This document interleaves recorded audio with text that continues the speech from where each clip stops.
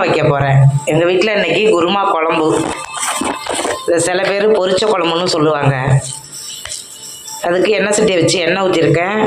கறிப்பட்டை சாமான், கிராம்பு இதெல்லாம் போட்டு நுணுக்குன பொடி போட்டிருக்கேன்.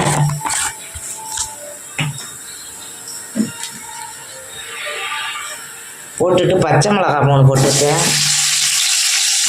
வெங்காயம் போடுறேன். பெரிய வெங்காயம் 2 வெங்காயம்.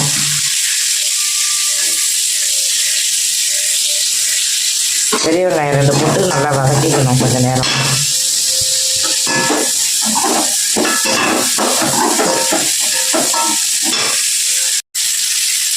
இப்போ புதினா, கருவேப்பிலை, கொத்தமல்லி கொஞ்சம் எல்லாம் போட்டிருக்கேன். போட்டு நல்லா வதக்கிக்கணுங்க.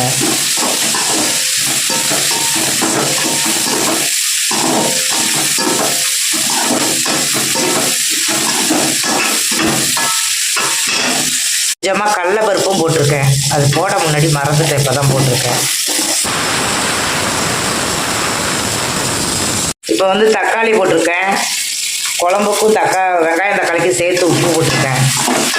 இது நல்லா வதங்கணும்.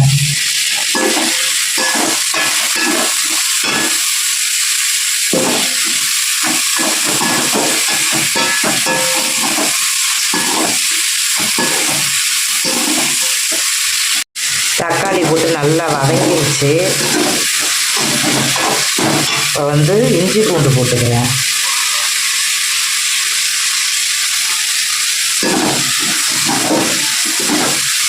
நல்லா வதக்கணும்.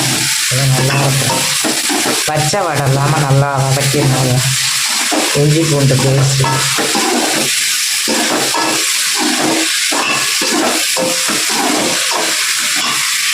குழம்புக்கு முள்ளங்கியும் உருளைக்கிழங்கும் போட்டிருக்கேன். முள்ளங்கி உருளைக்கிழங்கு இது நல்லா 3-4 பேர் சாப்பிட்லாம். 150 உருளைக்கிழங்கு, 300 முள்ளங்கி நல்லாயிருக்கும். குருமா குழம்புக்கு முள்ளங்கிலாம் போட்டிங்கன்னா சூப்பராக இருக்கும். அதோட உருளைக்கிழங்கு முருங்கைக்காவும் போட்டிங்கன்னா அவ்வளோ சூப்பராக நல்லா கறி குழம்பு மாதிரியே இருக்கும். இப்போ மிளகாத்தூள் போட்டுக்கிறேன் குருமாவுக்கு. இது எங்கள் வீட்டில் அரைச்ச தூள்.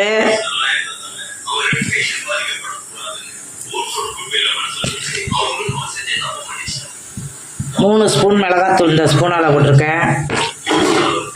மிளகாத்தூள் வேணுன்னா ஜனவரி மாதம் சொல்லுங்கள், நாங்கள் அரைச்சி தரோம்.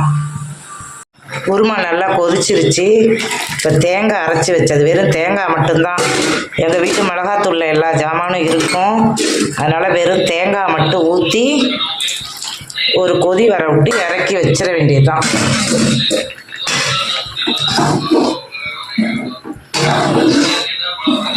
முள்ளங்கி உருளைக்கிழங்குலாம் போட்டு நல்லா வாசமாக ஒரு குருமா நல்லா கொதிச்சிருச்சு. வாங்க எல்லாரும் சாப்பிடுவோம். இந்த வீடியோ உங்களுக்கு பிடிச்சிருந்துச்சுன்னா லைக் பண்ணுங்கள், ஷேர் பண்ணுங்கள், சப்ஸ்கிரைப் பண்ணுங்கள். குருமா ரெடி.